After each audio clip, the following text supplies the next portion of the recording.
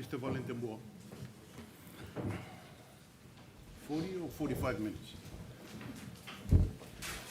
40 or 45 minutes?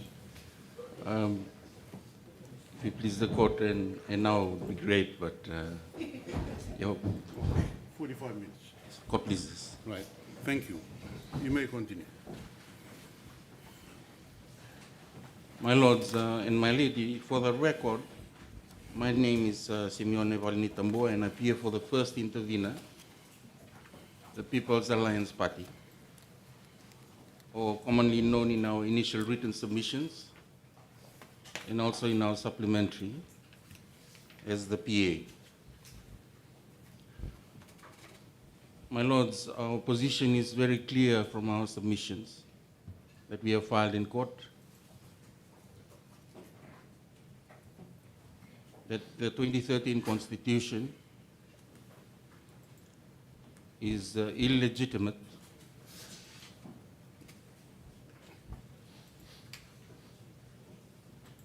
and it's invalid from the beginning, and that the 1997 Constitution must be declared still valid and applicable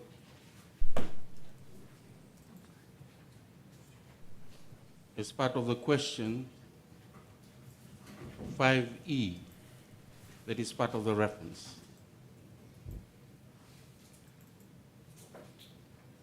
My lords, in the literature and the arts, there is a sub-genre talks about King's Bench tales. This is long before the King's Bench division within the High Court of Justice in England and Wales came into being. A story is told in the first book of Kings, chapter 3, verses 16 to 28. It talks about the wisdom of King Solomon. A case of legitimacy came before the King's Bench. It is a story of two women who both claim to be the mother of the same child. There were no witnesses, no clear evidence, except for the party's own words. The king faced an impossible judgment, yet he discerned the truth by appealing not to technicalities, not to the lexicon or the language of the law, but to justice itself, ordering that the child be divided, knowing that the real mother would rather surrender her claim than see her child destroyed.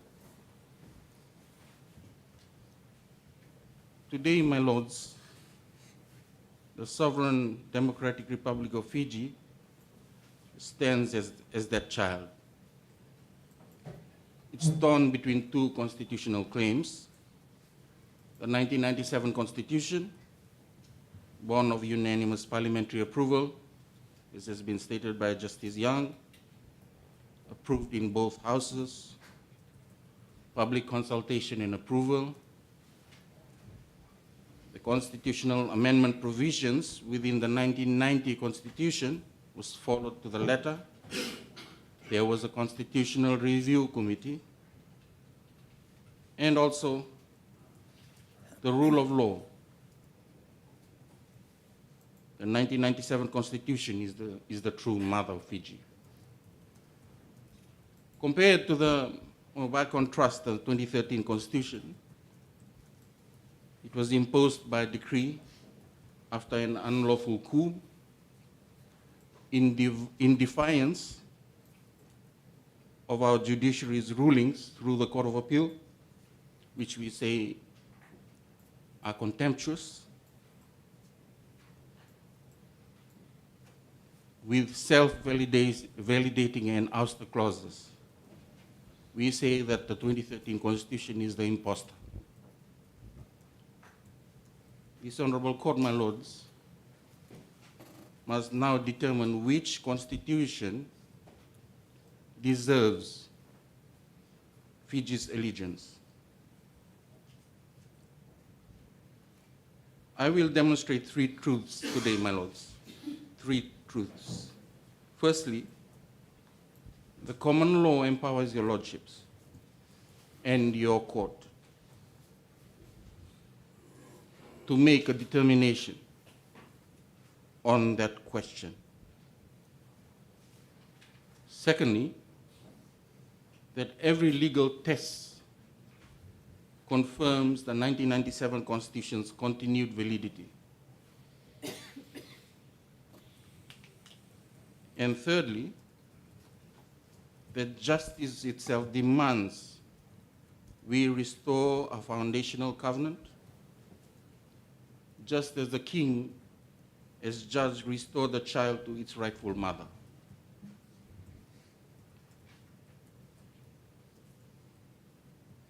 My lords, the 2013 Constitution, we agree, contains no clause granting this Honorable Court explicit power to invalidate it. In fact, and in law, it shields itself from judicial scrutiny. But my lords, this silence speaks volumes. For 800 years, from Magna Carta to modern constitutions, the common law has recognized that courts must protect the rule of law even against kings and parliaments. Fijians are watching today, my lords and my lady, whether this court is going to deploy that sword to protect the rule of law, even against the People's Alliance-led coalition government. The People's Alliance is telling your lordships, without fear or favor, protect the rule of law. And let us not be complacent and be a party to political convenience. The People's Alliance will accept your protection of the rule of law, my lords, even to the extent that the constitutional framework its government was elected under is invalidated. If that is what your lordships and your ladyship opine the law is to be, so be it. Cabinet must be so directed in no uncertain term. In Marbury and Madison, Chief Justice Marshall declared it emphatically the province of the Judicial Department to say what the law is. Parliament may be the law-making body, my lords, but it is this court that must tell Parliament what the law is. When Pakistan's Supreme Court in Azma Jilani confronted a military regime, they reached beyond the Constitution's text to apply common law first principles. As Chief Justice Rahman held, a usurper cannot confer validity on his own usurpation. Here in Fiji, my lords, the 1997 Constitution's Section 2 declared it the supreme law, just like the 2013 Constitution declares that the 2013 Constitution is the supreme law. The 1997 Constitution Section 1 to 4 gave courts power over contempt of court, including contempt for constitutional order itself. My Lords, when the Court of Appeal in Ngarase ruled the 2006 coup unlawful, and the regime responded by abrogating the Constitution, they committed the ultimate contempt, a constitutional contempt. This court cannot be complicit in that contempt by claiming powerless neutrality. My lords and my lady, you have jurisdiction. Jurisdiction exists not merely in ink, but in the living spirit of justice that has always animated our courts. As Lord Reed warned in Mazima Buto, it is one thing to recognize a state of affairs imposed by violence. It is quite another to declare it lawful. My lords, I've read your lordship's question, the two questions that were posed. One that deals with recognition criteria. And I would like to examine the 2013 Constitution against 6 common law recognition criteria. First, my lord, on constitutional continuity. The 1997 Constitution could only be amended under its own Chapter 15, requiring parliamentary majority, not midnight decrees. My lords, in Mitchell and DPP, Grenada's courts voided a post-coup constitution for violating this principle, as well as the Privy Council in Mazimba Muto. The Privy Council was even clearer. No revolutionary regime can unilaterally abolish, abrogate a constitution. Applied to Fiji, my lords, this principle demonstrates that the regime's purported abrogation of the 1997 Constitution lacks legal effect.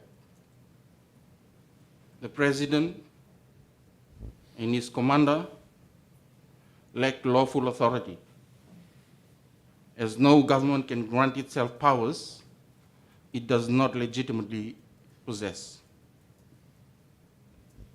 Secondly, we propose a recognition criteria of necessity. That regime claims it acted to save Fiji. It in fact was saving itself. Because for necessity to apply, I lived through, my lords, this period. There was no volcanic eruption. There was no tsunami. There was no foreign invasion. There was no health emergency like COVID. There was only their manufactured crisis. As the Pakistan courts have held, necessity cannot justify what it conveniently creates. My third recognition criteria is democratic legitimacy, my lords.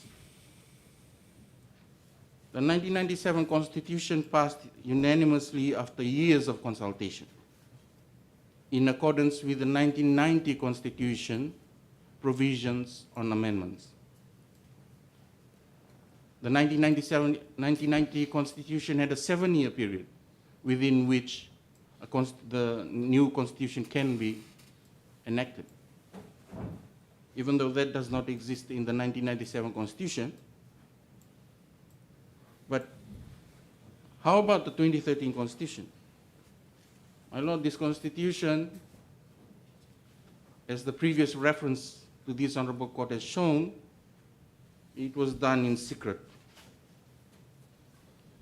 Its commission was disbanded. Its draft was burned. then it was imposed upon us by decree. Not even a pretense of referendum.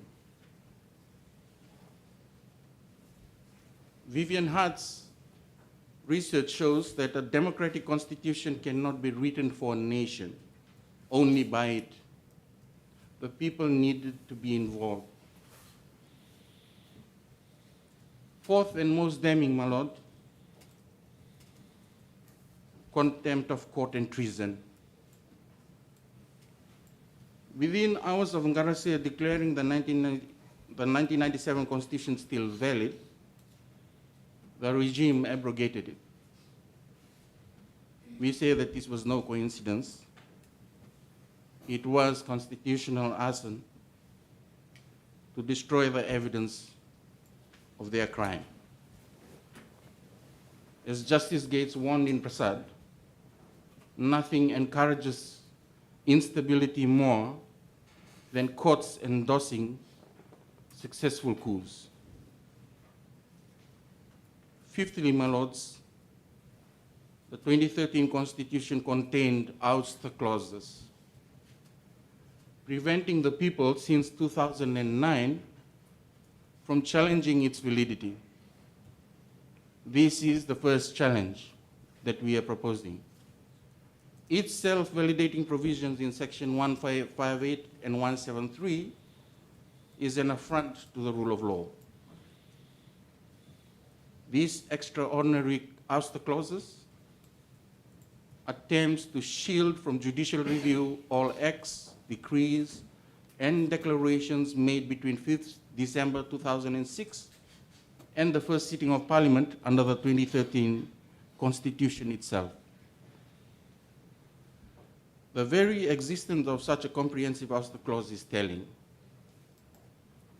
It represents an explicit attempt to humanize the foundation of the current constitutional order from judicial scrutiny. In established democratic systems, constitutional legitimacy derives from open public participation and judicial oversight, not from immunities against review. Lastly, my lord, the Court of Appeal's decision in Ngarase stands as authoritative judicial recognition that the events leading to the abrogation of the 1997 Constitution were unlawful. The court unequivocally declared that the assumption of executive authority, the declaration of the state of emergency, the dismissal of the Prime Minister, the appointment of the replacement caretaker Prime Minister, the advice that Parliament be dissolved by the caretaker Prime Minister, and all the actions, including the ratification and validation of the declaration and decrees of the Fiji military government decree, were unlawful acts under the Fiji Constitution. These declarations by the Court of Appeal, my lords, we submit with respect, is binding constitutional recognition. We say that because they were adversarially decided. There were evidence tendered by affidavits. They were first filed in the High Court in its original jurisdiction. The unsuccessful parties appealed to the Court of Appeals. I'm referring to the Prasad and the Ngarase decisions, both of them, because both of them continued the validity of the 1997 Constitution, my lords.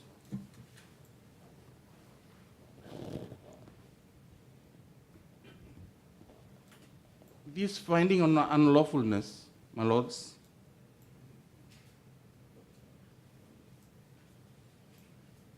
in our view has profound implications for the constitutional question now before this court.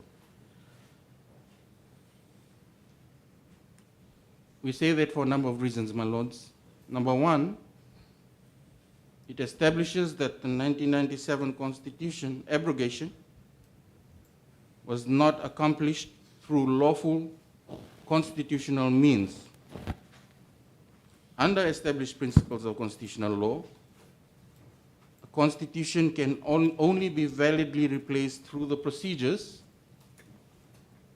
it itself provides. So what about the 1970 Constitution? Isn't the logic of your argument that we should go back to that because that was never replaced by the procedures which it provided for? We admit that, my lords. So you say we'll go back to 1970? No, my lords. Why? We're saying that because the 1997 Constitution is the intervening constitution that has been, that was operating at that time. Also because if we go back to the 1987 coup, there was no, military government at that time, there was no appetite by the British to prosecute it. Fiji became a republic, secondly. Thirdly, there were elections that were held under it after the subsequent to that. So there had been no finding of any illegal overthrow of government since 1970 until 87, moving forward, my lords, Okay. until the 1990 Constitution. Okay, thank you.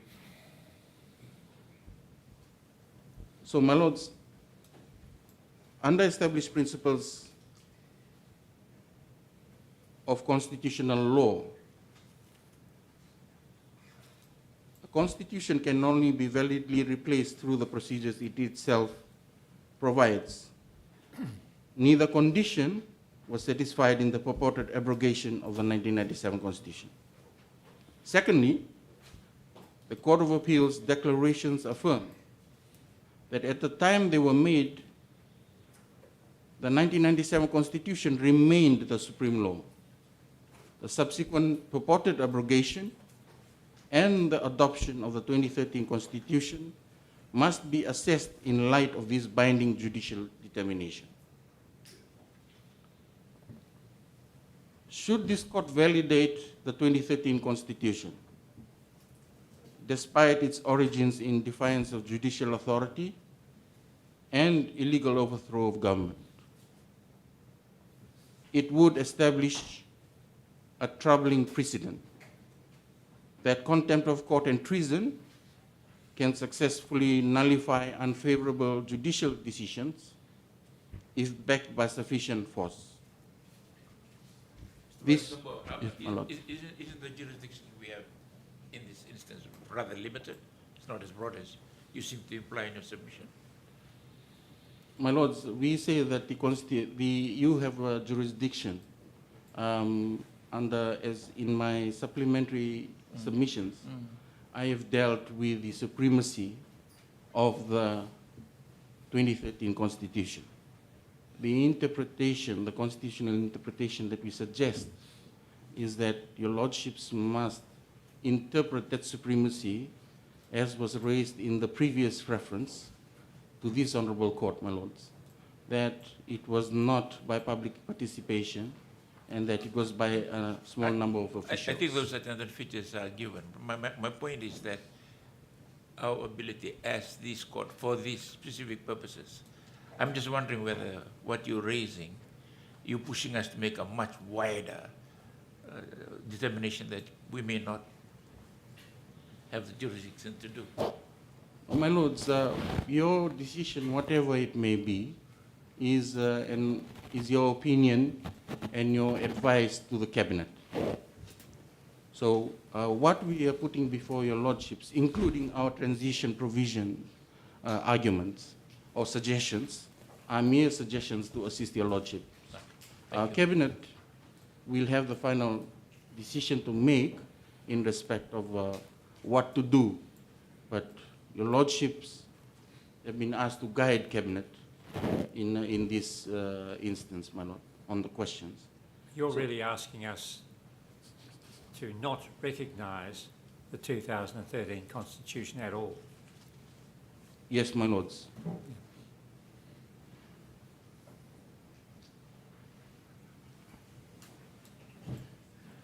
My next point was to be, is going to be the contempt of court and treason analysis, my lord. What we're saying is that it represents the most significant challenge to the 2013 Constitution's legitimacy. Legitimacy is part of the question on the criteria, my lord, that I believe Justice French was asking. For us, we are concerned, my lord, that by deliberately abrogating the 1997 Constitution in direct response to a court ruling, for us, it's an assault on the judiciary. And the judiciary is here. This is the first challenge ever on the validity of the 2013 Constitution in the last 16 years, since the first Parliament, since 2009. So we thank Cabinet for bringing this question to the court, because it is within your powers as the Supreme Court to give a decision on this for closure. We need closure, my lords. In Fiji, this issue keeps coming up, especially my clients as a political party. They've been asked questions about this. So the court will need to put these rumors to rest and decide whether the 1997 Constitution still remains in accordance with the question that was posed by Cabinet. Some will say that the 2013 Constitution has governed for a decade, my lord. There's been so much water under the bridge, so they say, must we unravel everything? To which I answer, Three my lord, elections. 3 elections, yes, my lord. But for us, as I had submitted in my submissions, the 1997 Constitution, we are submitting with respect, is the bridge. And everything that has happened from 2009 until now is included in the water under the bridge. The 1997 Constitution needs to take us across. And which is why we are proposing, my lord, that we retain the 1997 constitutional framework. We work with that, so that this Honorable Court suggests to Cabinet that there be an amendment to the 1997 Constitution under the provisions of the 1997 Constitution, that we have interim administration in place within a time frame that your lordships feel should be the appropriate timeline. Can I just understand this? Mr. Walker made the submission that pointed out what is in fact the case, that a number of the institutions that the 1997 Constitution contemplates are no longer in existence. There's no upper chamber. The Council of Chiefs doesn't have the sort of role that it had under the 97 Constitution, and so on and so on. How are all those how's the court to address all those elements in your submission? In our submissions, that the 23rd, the provisions in respect of parliamentary unicamerality and all the provisions, that they be validated for the same period of time within which the Constitution is being amended, the 97 Constitution is being amended. So our proposal, my lords, is that there be a validation period for everything that has happened until the new Constitution comes in. And during that period, that there be a interim administration. So to be clear, that if the 1997 Constitution was recognised, all those structures and institutions would have to be recreated. Is that what you're saying? My lords, if the people and the Parliament want it to be to come back to the bicameral, then so we should leave it to the people. That is what we are Right. proposing. Okay.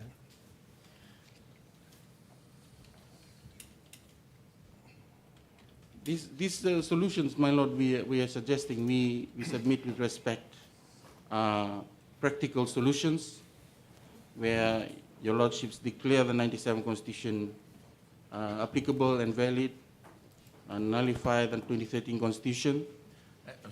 Come back to this. Come back to this. Section 91. Remember, this matter came before us as a cabinet reference. Yes, Okay. my lord. Okay. If you go to subsection 5, cabinet may seek an opinion from the Supreme Court on any matter concerning what? The interpretation, Or application, of this Constitution. which constitution? Yes, my lord. This Constitution means the 2013 Constitution. Yes. So what we are saying is that your lordships have the jurisdiction to declare the 2013 Constitution's validity. That power, that section gives you, your lordships, that power. The application and the interpretation, on the interpretation part, what we are suggesting to your lordship is when we go to the supreme law interpretation of the 2013 Constitution, it fails all the recognition criteria. So what we are asking your lordships is to interpret the 2013 Constitution supremacy, whether everything that has happened falls in line with the supremacy of the Constitution, and also the application. The application of the 2013 Constitution, in our view, deals with the validity of the 2013 Constitution. Without dealing with, in our submissions, without dealing with validity, my lords, Yeah. we cannot answer question 5E. To engage the powers of the Supreme Court. Yes, my lord. Having referred to section 91, sorry. See, then when you come to section 98.3 or 3, it does not give us that kind of, I'm a bit worried about this suggestion by some of the interveners that this court sits to review everything. Our role is very narrow. From the reference, it's very narrow indeed. I've been raising this issue as we came along in the earlier rulings, Yes. and I maintain the issue. Unless you can point to somewhere we can move the way you people want us to move, we are going to be making some very interesting, blowing a lot of hot air for nothing. Yes, we say that your lordships have jurisdiction under 91.5 and also 98.3C, because 98.3C gives you original jurisdiction, my lord. You know, determination. But isn't that a process for Section 7 under the Supreme Court Act? Beg your pardon, my lord? Section You know, 7? evoking a wider power that we are not given for the purpose of a reference hearing. This is why I was making the teaching all along. For reference, we're very limited to the point that the cabinet has decided that we should go to it. We'll stay there. You are now you're saying, okay, somehow the other common law allows you to look at other things. Tell me which. Yes.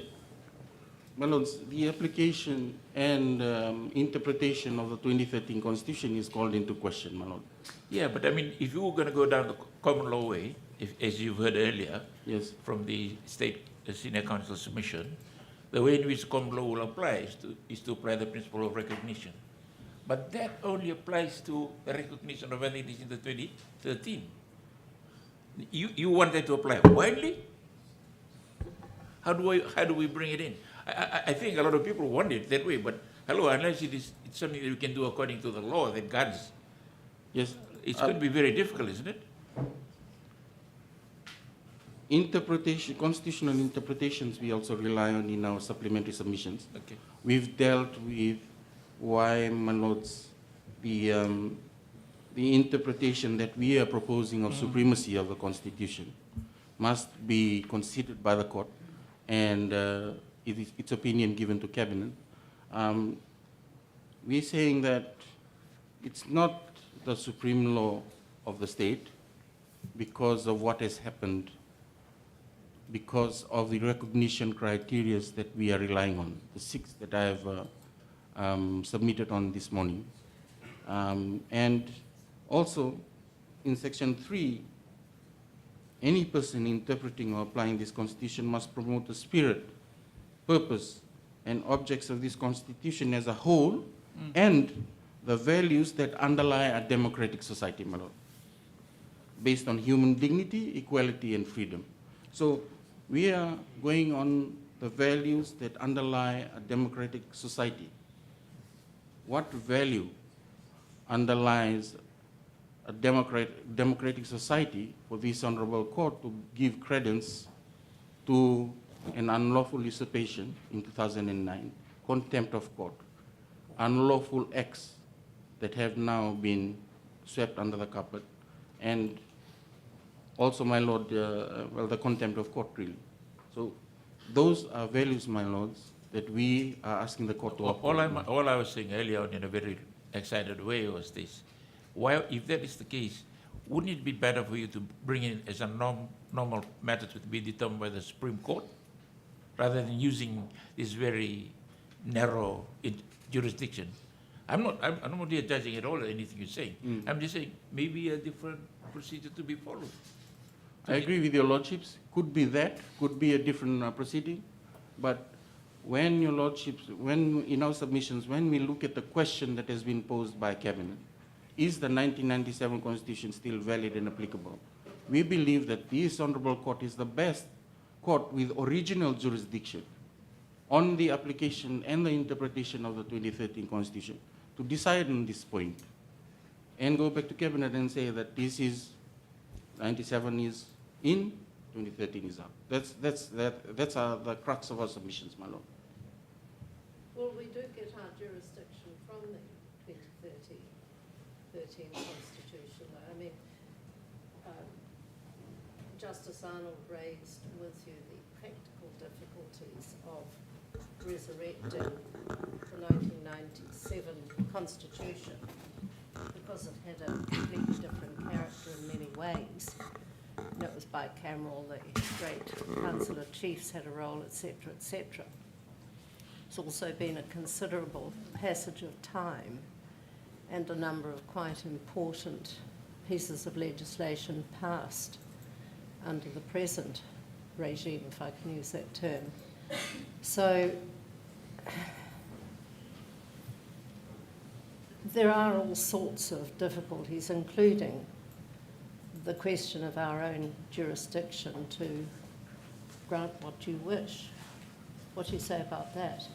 My lords, I understand that your lordship is asking about the jurisdiction. Since you are appointed by your lordships are appointed by the 2013 Constitution, under the 2013 Constitution, and you were sworn into office on the oaths or affirmations within it.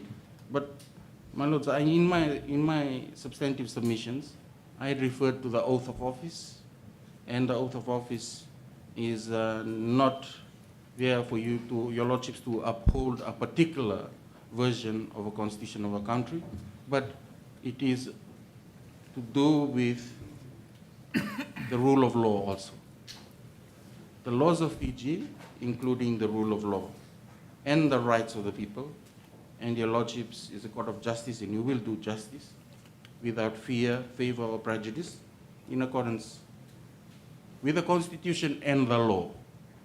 So the second limb we are proposing to your lordships, even if the Constitution does not give you jurisdiction, under the law, your lordships have jurisdiction. Those are my submissions on that point.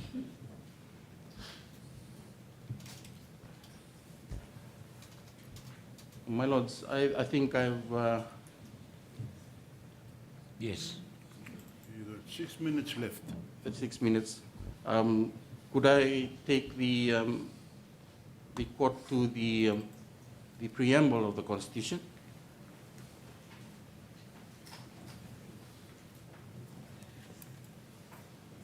The preamble in page 1 says, "We, the people of Fiji."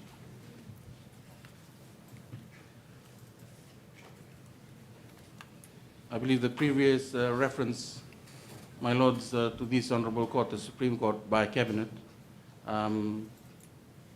dealt with this point that it was not the people of Fiji. This was by a small number of officials in secret who have come up with this constitution, who drafted it and brought it into being. So when we compare that to the 1997 constitution, the people were involved in that constitution.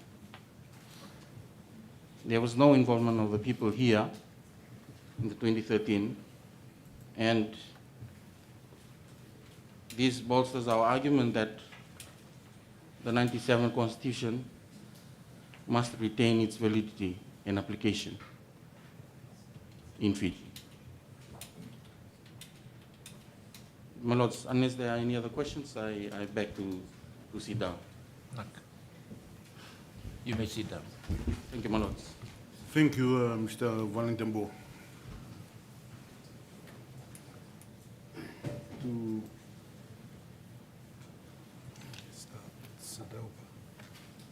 do we take a break or go No, straight to go the next straight one? Okay. Go to the next one. Okay, the next one is NFP. National Federation Party, Mr. Ebden. 45 minutes to you. Thank you. Lords and ladies, you'll be pleased to hear that I will not need the 45 minutes. The submissions of the National Federation Party are brief. The party, our client, supports the submissions of the state as set out in our written submissions in chief. Like the submissions of the state this morning, the National Federation Party's principal submission is that the Constitution, the 2013 Constitution, was imposed on the people of Fiji. The amendment provisions in Section 159 and 2 and 160 were deliberately drafted to shield the Constitution from amendment. They are fundamentally inconsistent with the principle of popular sovereignty, which is enshrined in the Constitution and reflected in both the preamble and Section 3. Like the state, we invite the court to hold that those provisions are unconstitutional, even though they are in the Constitution. We differed in our principal submissions as to what, as a result of that, we submit, like the state, that the supermajority of Parliament and the supermajority of the referendum should be read down and excised from the Constitution. In our submissions in chief, we had differed from the state in submitting that a simple majority would be dangerous, and we had invited the court to read in a 2/3 majority of Parliament for the supermajority, but understanding that the court's jurisdiction to do that, to read in rather than just excise, is a contested matter. We are persuaded by submissions made this morning in chief on behalf of the state, what was implicit in their submission, that if the court were to ignore Section 152 and 160, before the House, or what has just been presented to the House, is a bill referred to in submissions by counsel for the state that would amend the 2013 Constitution by inserting a 2/3 supermajority in Parliament.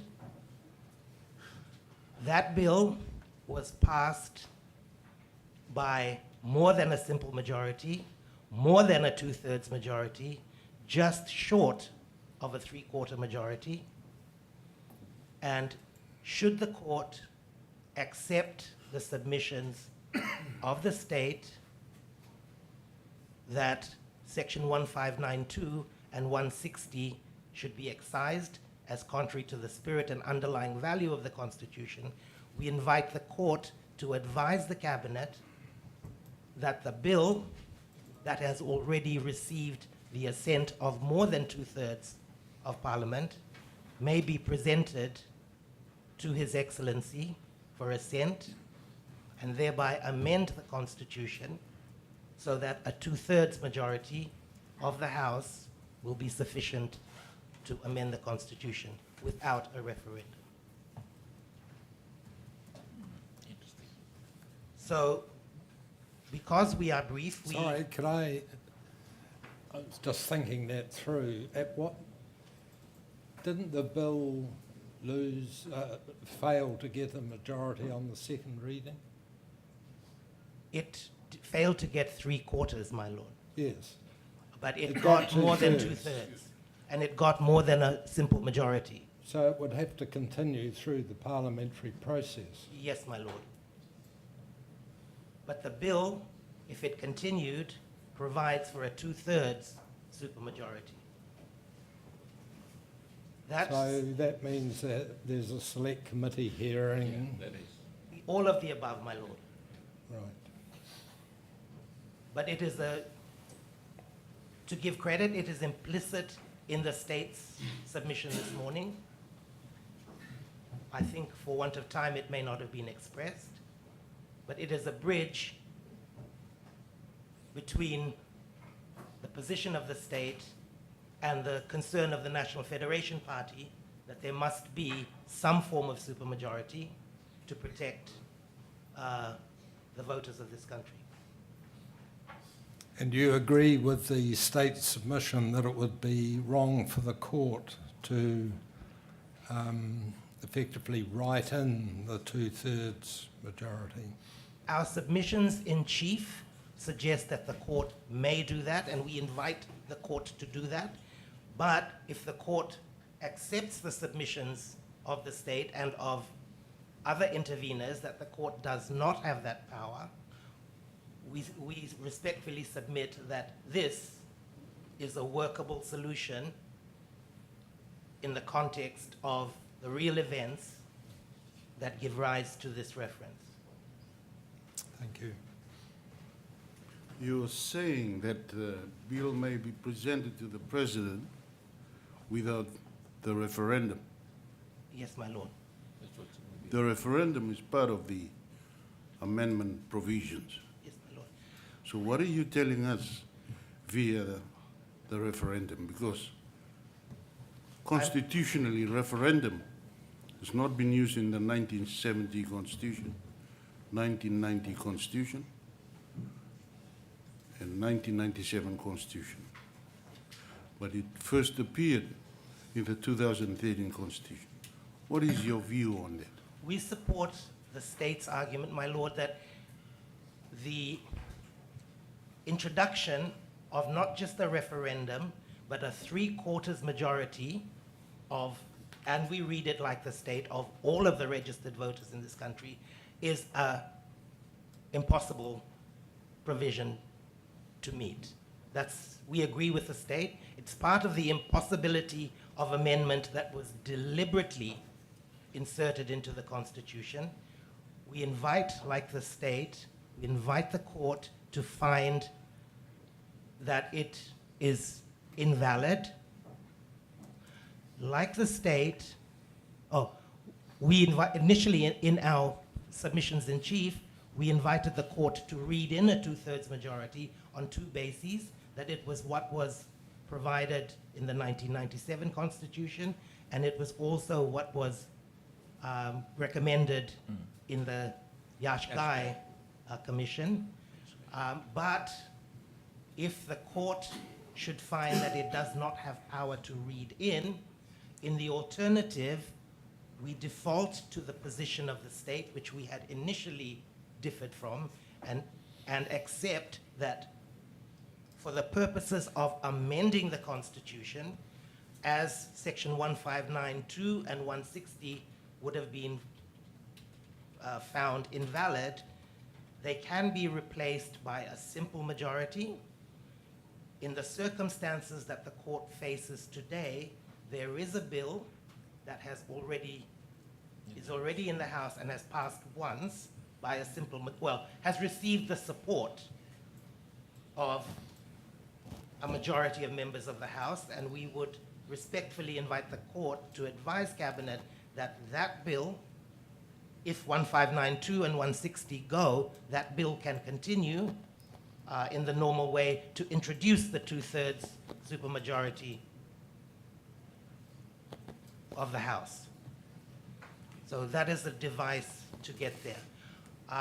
We would also, in the alternative, although we've not had time to explore it, if the court does not accept that reasoning, we would accept Honorable Justice French's approach of coming from outside the Constitution, looking at whether the Constitution has been validated by efficacy as a whole.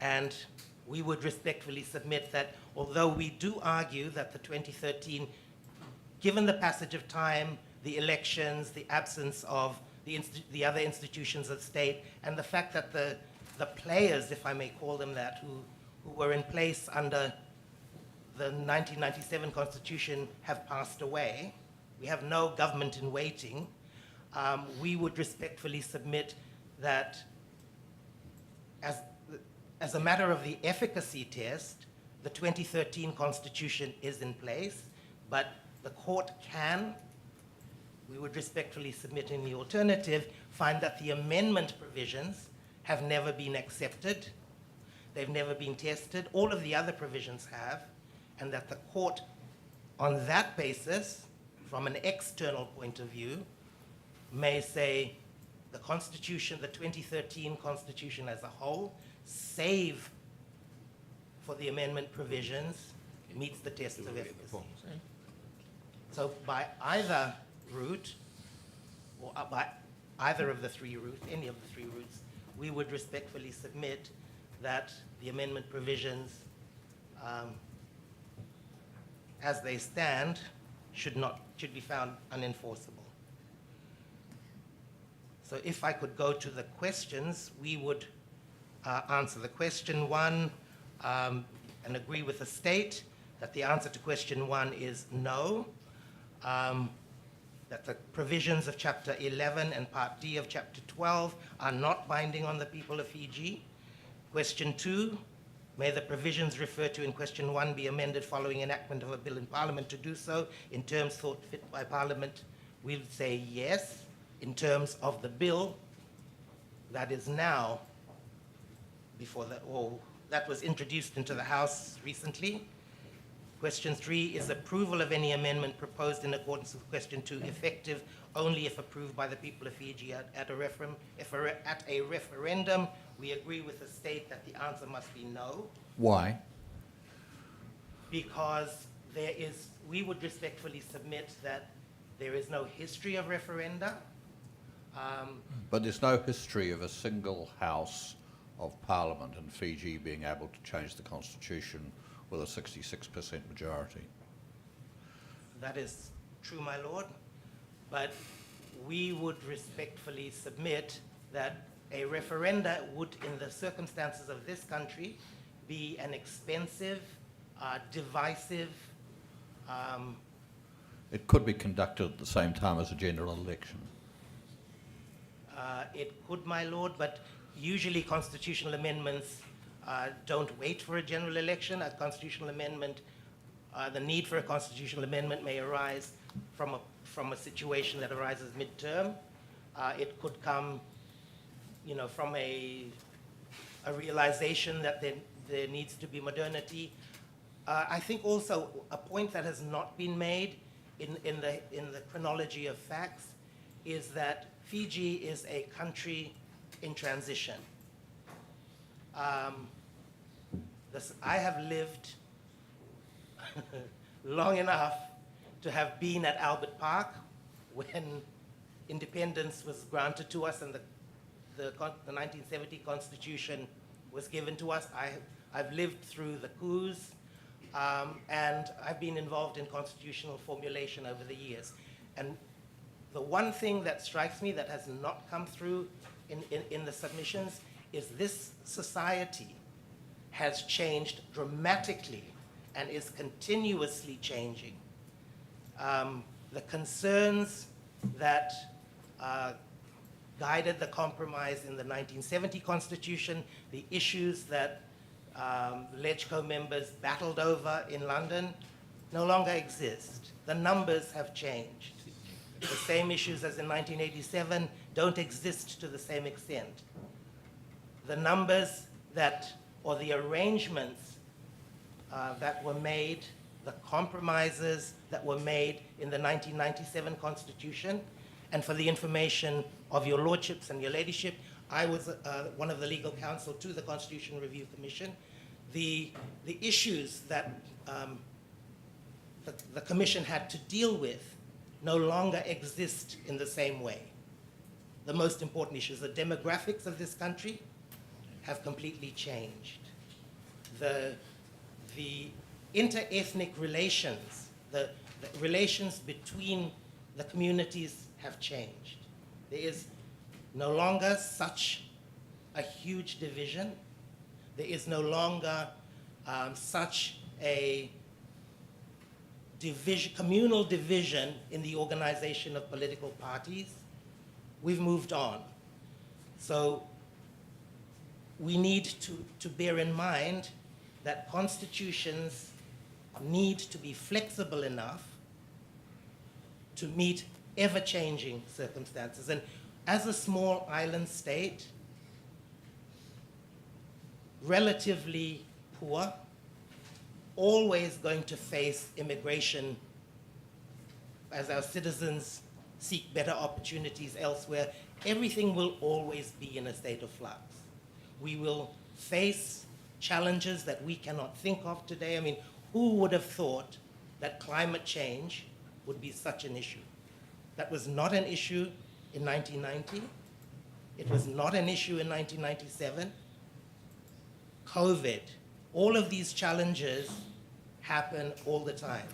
These various factors that you mentioned seem to have persuaded Eshkai that there needed to be a public process when you were thinking about constitutional amendments.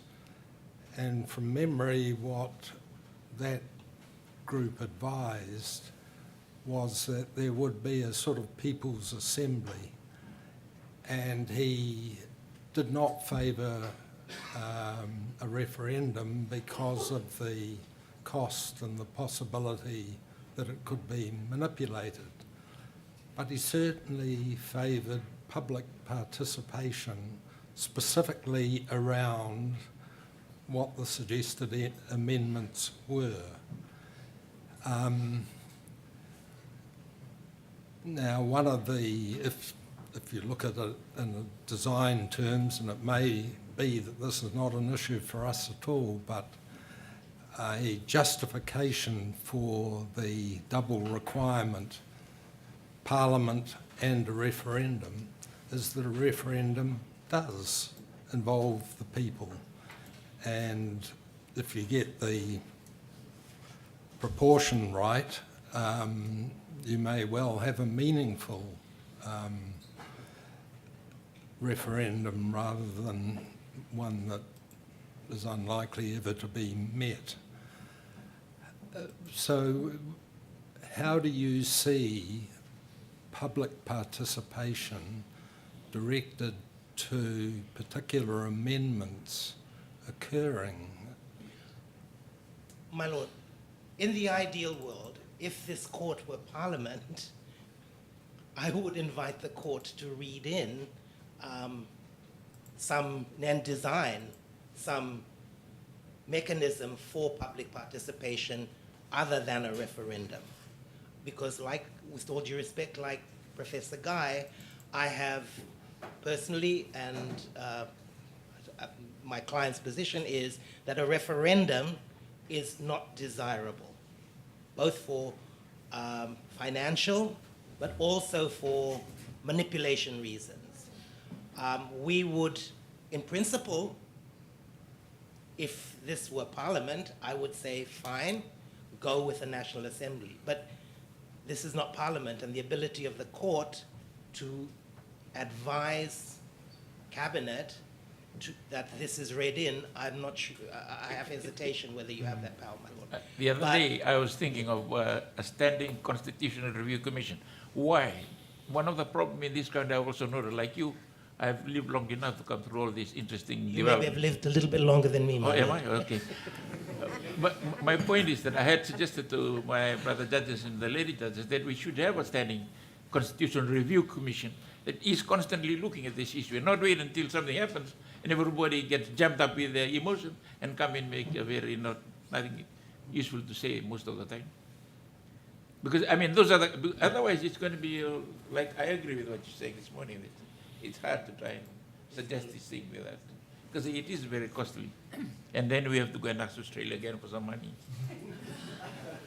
And with all due respect, my lord, although I have waxed lyrical about how there's been change, issues like that are divisive by nature. And now yeah. accommodations, as much as they have now come into being, are still fragile.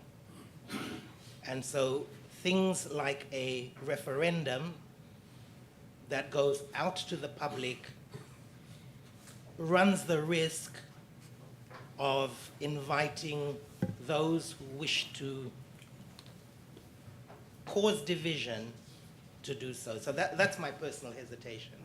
The alternatives, my lord, is if you read down the provision so that the 3/4 majority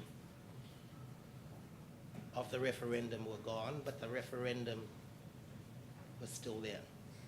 I suppose So it'll be a Mr. simple Radcliffe, majority. if we were to go down the path of recognition of the Constitution as a whole subject to a qualified recognition of the amendment provisions, leaving in place a mechanism for what I might call the democratic repair of the Constitution by amendment.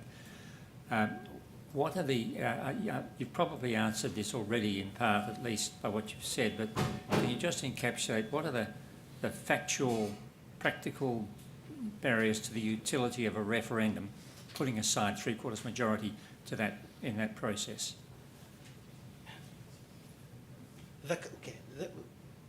To be honest, my lord, I have no experience of a referendum in this country, so this is all conjecture. Yeah. I have, again, the learned Chief Justice and Mr. Justice Taitonga are familiar. I was the supervisor of elections for 2 elections, so I speak from experience of running elections or running polls. It's a mammoth exercise. It's very divisive. In a small country like this, it focuses a lot of energy. It's distracting. A lot of energy, both in the administration of the state and in society, goes into that exercise. It's all-consuming. So I suppose we can draw some inferences about that from the report to the Electoral Commission about the processes undertaken in relation to the conduct of, for example, the 2022 election. yes, my lord. It's very, very contentious. There's always challenges. There's always issues about qualification, about opening times of the polls, and it's hugely troublesome. And this is a litigious society. That's part of the reason that I hesitate. It's a And violent thank God that society. it's litigious, but never mind. Keep some people in work. Given your experience, maybe you could answer a question for me. I was very puzzled when I read section 160, subsection 4, which says the referendum for the purpose of subsection 3 shall be conducted by the Electoral Commission in such manner as prescribed by written law. So I searched everywhere. I couldn't find a written law about referendums. There isn't one, my lord. Right. They never got around to prescribing one because it's never supposed to happen. I mean, that's the gist of the state's case, that all of these amendment provisions are illusory because they were designed to make amendment impossible, at least Fiji, since 1970, and the election that has been done since then, has always proceeded on the basis that the representative of the people are the members of parliament. There was no need since then for a referendum. And then I've heard submission that the referendum amendment provision in the 2013 Constitution is designed by the people who constructed the 2013 Constitution to suppress people's sovereignty as mandated by Section 3. When there are inconsistent provisions within the Constitution, we have to be guided by what is meant by freedom, human dignity. What's your view? I agree with the arguments of the state that the referendum had no precedent. As part of this constitutional framing process, exercise, the very person who was charged under the decrees for making recommendations recommended against it. So against that context, you see a referendum coming in all of a sudden, and forgive me, correct me if this is in error, but I understand that the explanatory notes that were recently shared show that the original supermajority was 2/3, Yes. and suddenly and immediately Yeah, out of the blue, it became overnight, yeah. 3/4. And the question is, why? And it can only be, with due respect, to ensure that the Constitution that the framers were bequeathing to the plebeians was permanent, and that the people were effectively deprived of their own sovereignty to determine their constitutional future. So from your viewpoint, what should the court do in terms of the referendum provision? Withhold recognition? Or what? Thank you for the question. Our submission, like the state's, is that the court should find that 1592 and 160 are invalid as contrary to popular sovereignty. But if the court does not wish to do that and comes at it from a different point of view, we would invite you to ignore it or read out the 3/4. Those are the three alternatives, depending on which way the court wants to go. I mean, there's no right answer to this, my lord. I know. We're in a very difficult situation. The National Federation Party wishes to be helpful. We don't believe we're right. We are hoping that with the benefit of the state submissions and the interveners, the court can assist the people of this country with an opinion that helps us to move forward with a constitution that we control. Naka. Thank you. My lordships and my lady have no further questions. Any other questions? Thank you, Mr. Ebden. We can go for early break now. Do we go for next one or? No. Come We back take a to break. that. Come back to that. Okay. Okay, we are human beings. We have to break for lunch. So we'll resume at 2:30. 12:30 for the next party. 2:30. 2:30. 2:30, We already 12:30. right. So the next one is Dalpa. Sodelpa. Okay, thank you.